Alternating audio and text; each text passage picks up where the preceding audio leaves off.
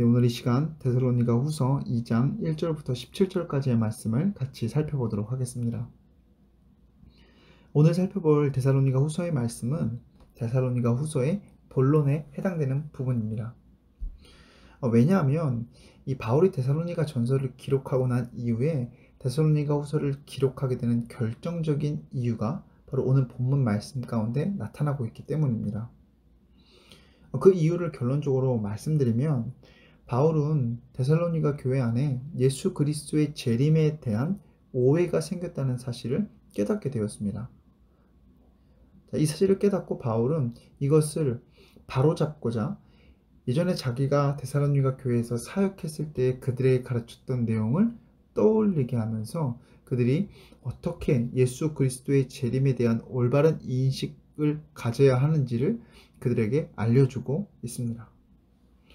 자, 따라서 오늘 우리가 이 본문의 말씀을 묵상하며 나아갈 때에 그들이 예수 그리스도의 재림에 대해서 어떻게 오해하고 있었고 바울은 그 오해를 어떻게 올바로 바로잡아 가고 있는가를 에 대해서 우리가 초점을 맞추면서 오늘 본문의 말씀을 같이 묵상해 나아가면 좋을 것 같습니다.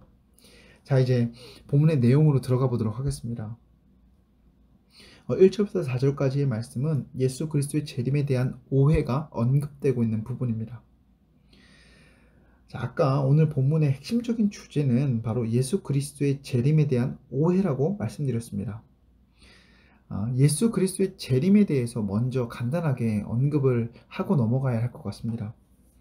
예수님께서는 이 땅에 오셔서 십자가에 죽으시고 또 부활하심으로 말미암아 이 땅에 오신 목적, 모든 사역들을 성취하셨습니다. 자, 그리고 또 하늘에 다시 올라가시면서 이렇게 말씀하십니다. 내가 다시 이 땅에 올 것이라고 말씀해 주셨습니다. 우리는 이 예수님이 이 땅에 다시 오시는 그것을 가리켜 예수 그리스도의 재림이다 라고 말을 합니다. 자, 근데 여러분, 예수님이 이 땅에 다시 오셨습니까? 아직 오시지 않았습니다. 자, 그럼에도 불구하고 이 데살로니가 교회 안에 어떤 사람들이 생겨나기 시작하냐면 예수 그리스도의 재림이 이미 임했다 라고 얘기하면서 주의 날이 이르렀다 라고 얘기하는 사람들이 생겨나기 시작합니다. 그리고 이러한 생각을 가진 사람들이 데살로니가 교인들을 공격하기 시작합니다. 자, 상황이 이렇게 되니까 데살로니가 교회의 교인들이 혼란스럽게 되기 시작합니다. 본문의 말씀을 살펴보면 2절의 말씀 하반부에 쉽게 마음이 흔들리거나 두려워하거나 이러한 현상들이 나타나기 시작합니다. 자, 바울이 이 소식을 들었지 않겠습니까? 그러니까 이렇게 펜을 들어서 지금 데살로니가 후서를 기록하고 있는 것입니다. 자, 그러면서 바울이 3절의 말씀을 통해서 그들의 가르침이 잘못된 것이라는 것을 알려줍니다. 3절의 말씀은 지금 너희들에게 예수 그리스도의 재림이 임했다라고 얘기하는 그것이 틀렸다는 것을 알려줍니다. 자, 그러면서 이 재림의 때에 나타나는 현상들 몇 가지를 언급하면서 이러한 현상들이 나타나지 않았기 때문에 아직 그날 예수 그리스도의 재림의 때가 임하지 않았다라고 그들에게 얘기합니다. 자, 그 몇 가지 현상, 두 가지가 언급되고 있는 것 같은데 그것은 무엇이냐면 먼저 배교하는 일이 일어날 것이다 라고 얘기합니다.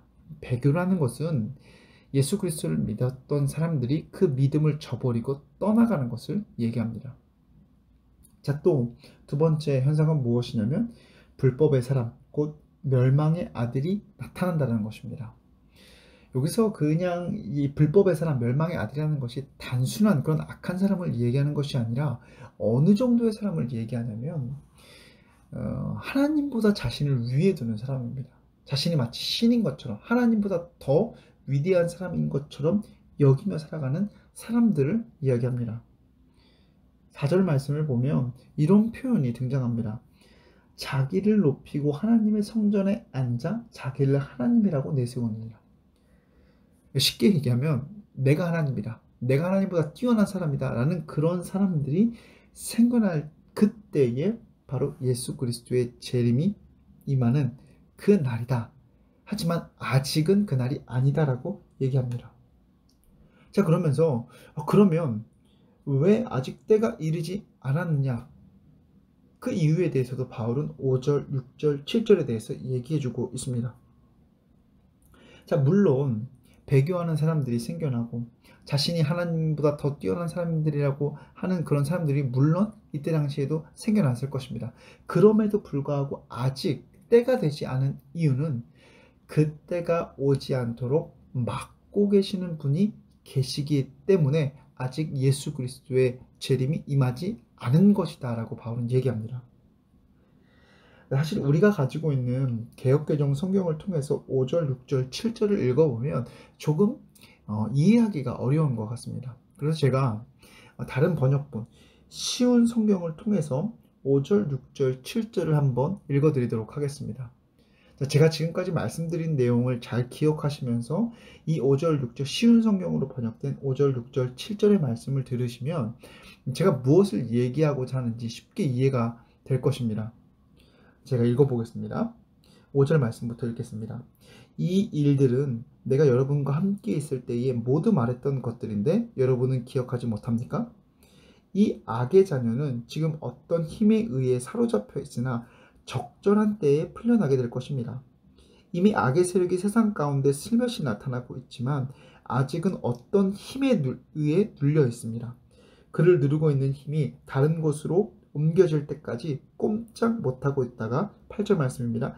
마침내 이 악한 자는 그 모습을 드러낼 것입니다. 하지만 영광 중에 오시는 주 예수님께서 그분의 입에서 나오는 입김으로 그를 죽이고 말 것입니다. 아멘. 여러분 이제 조금 이해 가십니까? 재림의 때가 임박한 것 같지만 그 때가 임하는 것을 막고 계시는 분이 계시다는 것입니다.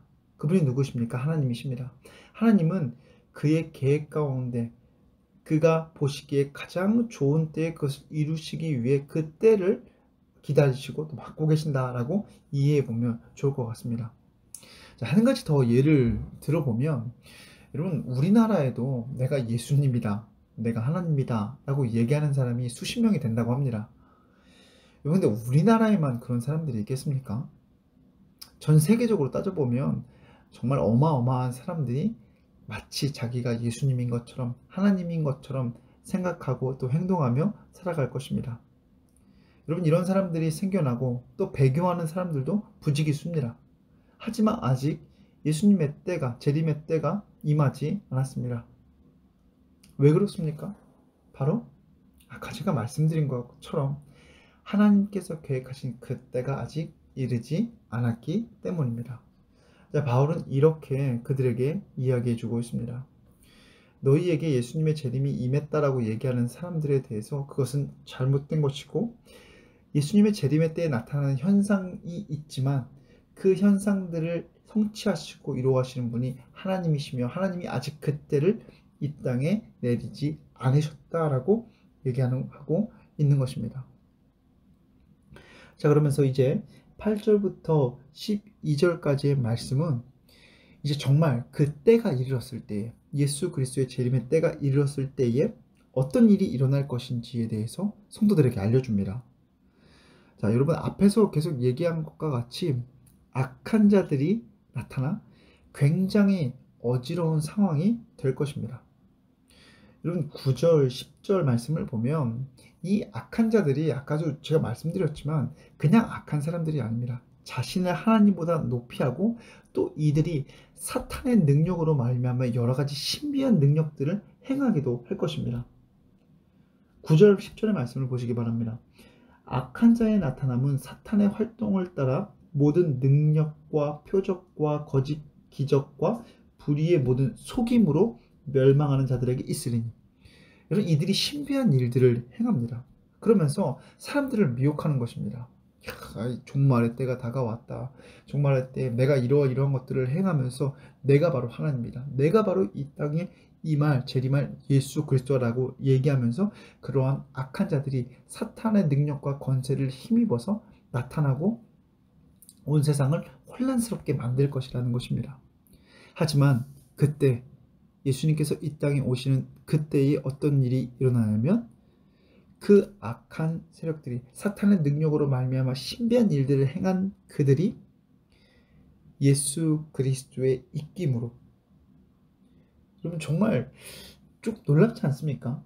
전 세계를 혼란스럽게 만들고 어지럽게 만들 수 있는 그런 능력을 가진 악한 존재가 예수님 앞에서 그 예수님의 입의 기운으로, 아까 쉬운 성경 번역으로 따져보면 입김으로, 예수님의 입김으로 죽임을 당합니다.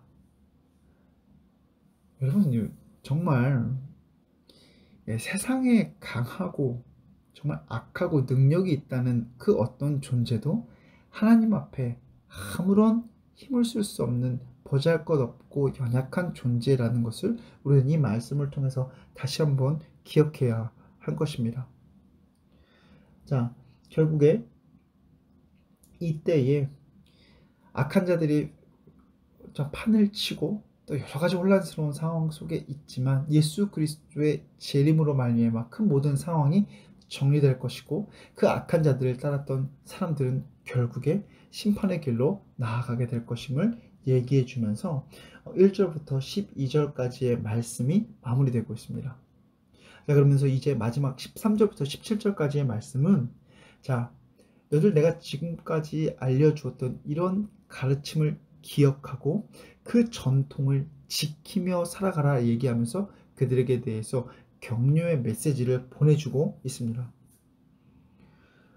먼저 13절 14절을 보면 이 데살로니가 교회 성도들에 대해서 하나님께 감사를 표시합니다. 그러면서 14절에 이르러서는 15절에 이르러서는 그들에게, 데살로니가 교회 성도들에게 부탁을 합니다. 15절 한번 보시길 바랍니다. 그러므로 형제들아, 굳건하게 서서 말로나 우리의 편지로 가르침을 받은 전통을 지키라. 그리고 이들을 하나님께서 위로해 주시고 굳건하게 하시기를 바라면서 오늘 본문의 말씀이 마무리되고 있습니다. 여러분, 저는 오늘 말씀을 기억하면서 바울이 너희들이 당하고 있는 이런 혼란스러운 상황 속에서 내가 너희들에게 가르쳐 주었고 편지로 썼던 전통을 기억하면서 이겨내고 잘 감당해 나아가라 라고 얘기해 주는 그 말씀을 기억하면서 우리 또한 우리에게 주어진 전통과 말씀이 무엇인가를 한번 돌아보기를 원합니다. 데살로니가 교회의 성도들은 예수 그리스도의 재림에 대한 하나님의 말씀을 전통으로 받았고 또 예수 그리스도의 복음을 전통으로 받았던 사람들입니다. 자, 저와 여러분들은 오늘 이 말씀을 통해 무엇을 전통으로 받았음을 기억해야 합니까? 가장 먼저 우리도 예수 그리스도를 믿음으로 말미암아 구원받은 백성임을, 구원받게 된 존재라는 그 전통을 기억해야 합니다. 그리고 또 우리는 그 구원을 받은 존재로서 하나님의 말씀에 순종하며 살아가야 하는 존재임을 꼭 기억해야 하는 것입니다. 오늘도 어김없이 우리는 하나님 앞에 순종하는 존재임을 오늘 우리에게 주신 말씀을 통해 다시 한번 깨닫게 됩니다. 여러분, 우리에게 주어진 전통, 예수 그리스도를 믿음으로 말미암아 구원받은 존재이고 더 이상 내가 삶의 주인이 아니라 하나님이 삶의 주인 되심으로 말미암아 그 하나님께 순종하며 살아가는 삶이 우리에게 주어진 전통이고 오늘 하루 우리가 지켜내야 할 그 하나님의 말씀임을 꼭 잊지 않으시길 바랍니다. 아울러 한 가지 더 우리 기억하길 원합니다. 여러분, 우리 주변에 사람이 신비한 일을 행하는 일들이 종종 일어납니다. 하지만 그때마다 그 신비한 일들에 대해서 미혹되고 유혹받지 않았으면 좋겠습니다. 오늘 본문에 등장하고 언급되고 있는 그런 악한 사람들은 사탄의 힘을 빌려 그러한 일들을 행할 때에 누구를 위해서 이러한 신비한 일들을 행하냐면 자기 자신을 위해 합니다. 자기 자신의 영광을 위해 사탄의 능력을 빌려 신비한 일들을 행하고 자신의 영광을 드높이는 것을 우리는 볼 수가 있습니다.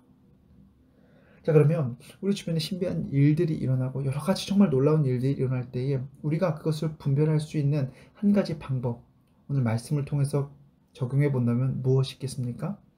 그 일들이, 그 신비한 일들이 무엇을 위해 행해지고 있는가를 우린 눈여겨보아야 합니다.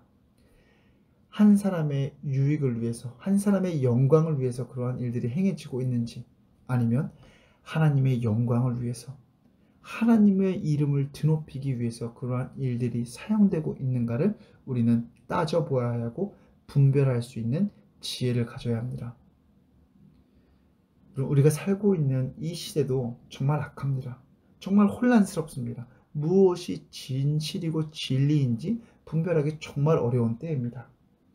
이럴 때일수록 우리가 더욱더 영적으로 깨어있음으로 말미암아 하나님께서 우리에게 주신 말씀을 깊이 묵상하고 무엇이 하나님의 영광을 위한 것인지 또 무엇이 사람을 위한 것인지를 분별하여서 하나님께서 우리에게 원하시는 그 삶을 살아낼 수 있는 오늘 하루 저와 여러분들의 삶이 되기를 주님의 이름으로 간절히 소망합니다. 기도하겠습니다. 하나님, 오늘 말씀을 통해서 바울이 데살로니가 후서를 기록하게 된 그 결정적인 계기에 대해서 살펴보았습니다. 하나님, 예수님이 이 땅에 다시 오는 그 때를 분별하고 기대하는 것, 또 기다리는 것, 우리가 마땅히 해야 할 일입니다. 하지만 어리석은 유혹에, 또 악한 유혹에 넘어지지 않고 흔들리지 않고 정말 하나님의 말씀을 붙들고 의지하는 가운데 올바른 예수 그리스도의 재림에 대한 인식을 갖고 이 땅을 살아가게 하여 주시옵소서. 우리 주변에 일어나고 있는 모든 일들이 사람을 위해 일어나고 있는지 아니면 하나님의 영광을 드높이기 위해 일어나고 있는지 분별하게 하여 주시사 이 땅에 우리의 삶이 흔들리지 않고 오직 하나님만을 바라보며 우리에게 주신 그 구원의 전통을 잘 지키며 살아가는 이 자리에 함께하고 있는 모든 사람들 될 수 있도록 인도하여 주시옵소서. 이 모든 말씀 예수님의 이름으로 기도드립니다. 아멘.